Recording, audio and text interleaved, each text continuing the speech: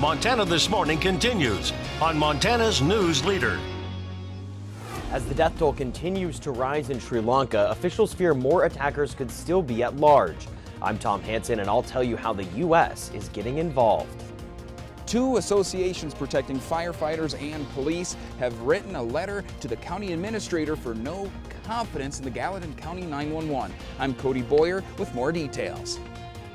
Everybody knows police and first responders have a difficult job, but I'll tell you about the challenges dispatchers face on a daily basis.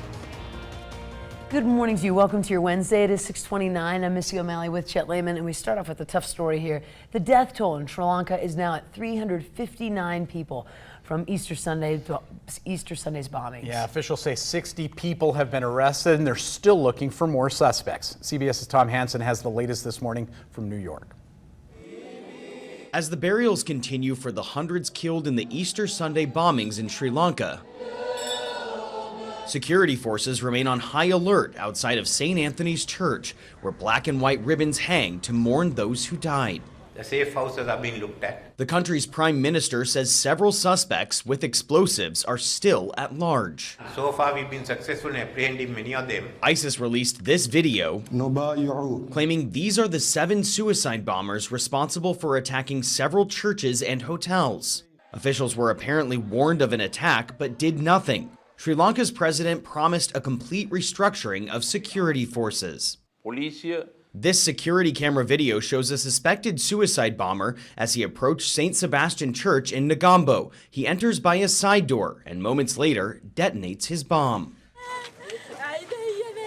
Of the more than 350 killed on Sunday, at least 45 were children. We want the world to know what was lost. Alexander Arrow's 11-year-old son, Kieran Shafritz DeZoiza, was having breakfast with his mother at the Cinnamon Hotel when a bomb went off. Shrapnel pierced his heart and killed him. Kieran was the star of every class he was ever in. He was the most loving and determined and articulate and insightful kid.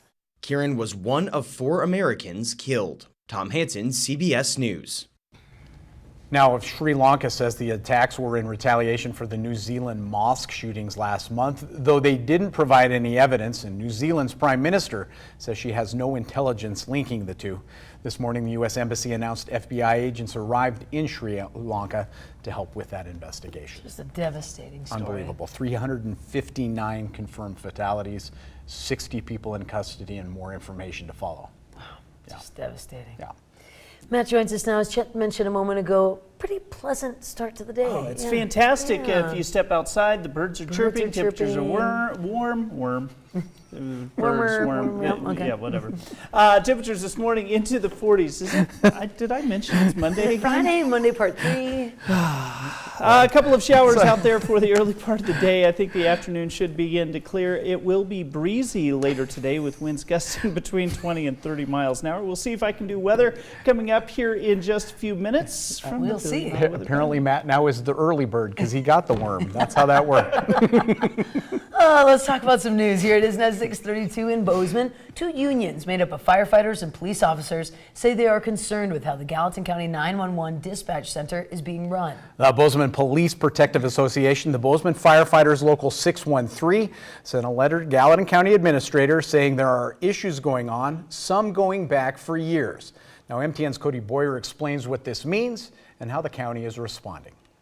When you lose communications, that opens up mistakes that could potentially be made and result in injuries or deaths. In the service of saving and protecting lives, time and managing that time is key. Bozeman Police Protection Agency President Anthony Hutchings says that's how the union's conversation began. What we're looking for is the hard evidence of why are we choosing this route we've been taking when it's not working. Anthony says the Police Protective Associations and the Firefighters Local 613's letter states and notes several key factors, including understaffing issues with 911 and outdated communication. He does say that this is not a new issue.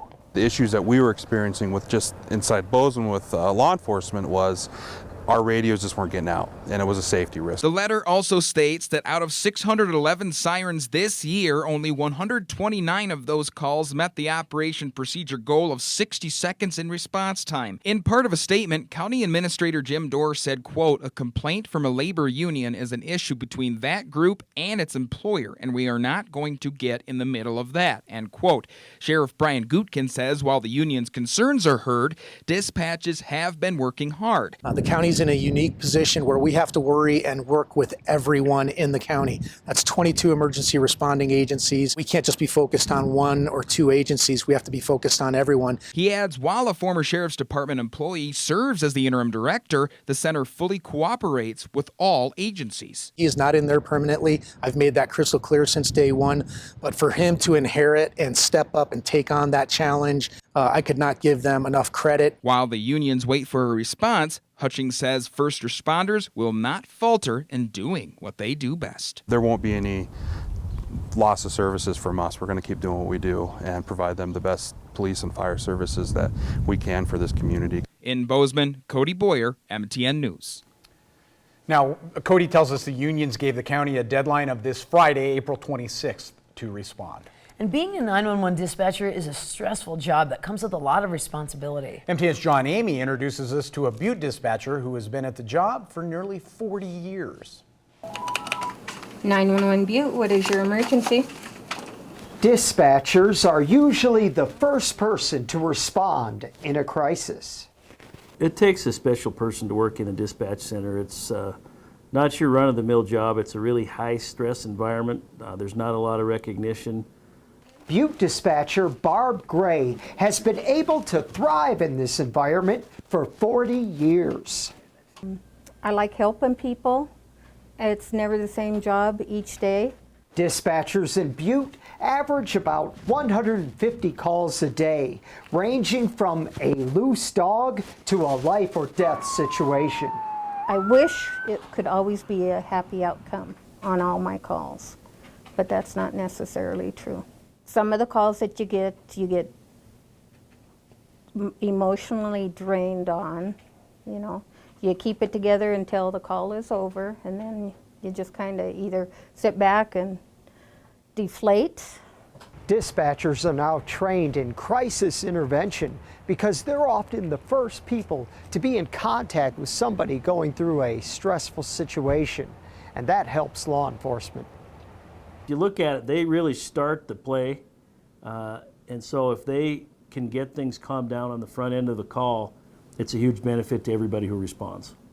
A dispatcher's ability to multitask is even more important today because everybody carries a cell phone with them, and that means one incident can produce multiple calls at one time. A lot of times you get 25 or 30 calls on one single incident.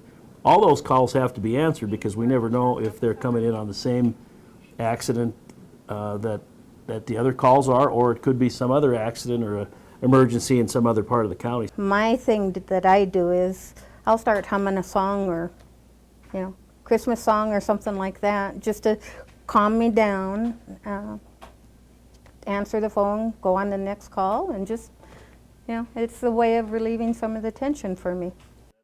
Remaining calm during a crisis. In Butte, John Amy, MTN News. John tells us Butte has 12 dispatchers. The team handles about 33,000 calls each year. Wow. And a 78-year-old man from Arizona is dead after crashing his car on Monday night on I-15 near Butte.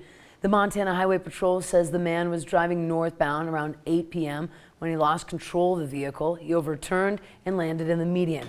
The driver was taken to St. James Healthcare in Butte, where he died from his injuries. Alcohol or drugs were not suspected in that crash.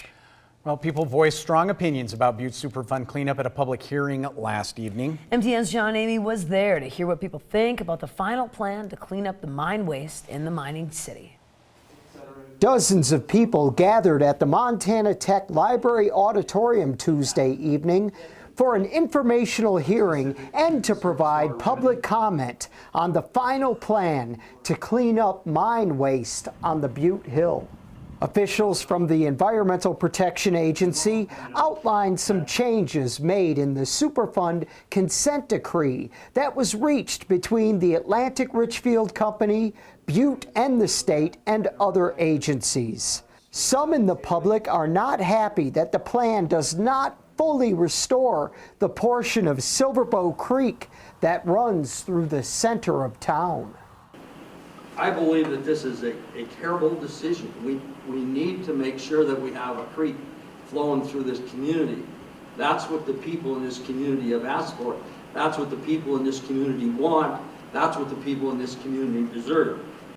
While others applaud some of the progress made in the cleanup plan, they still voiced concerns over how effective the restoration will be. What we're saying is Butte's water quality is not going to be significantly good enough to meet the standards that are set in Montana. So that's a very key thing that this community needs to be well aware of before we say, hey, it's acceptable. The EPA will review these public comments and hold one more public hearing next month before the consent decree is finalized before the end of the year. We deserve better. We deserve the best cleanup possible and not the cheapest. In Butte, John Amy, MTN News. Now, the next meeting will be May 23rd at the Montana Tech Auditorium at 6 in the evening. All are welcome to come and voice their opinions. Absolutely true. We do have to take a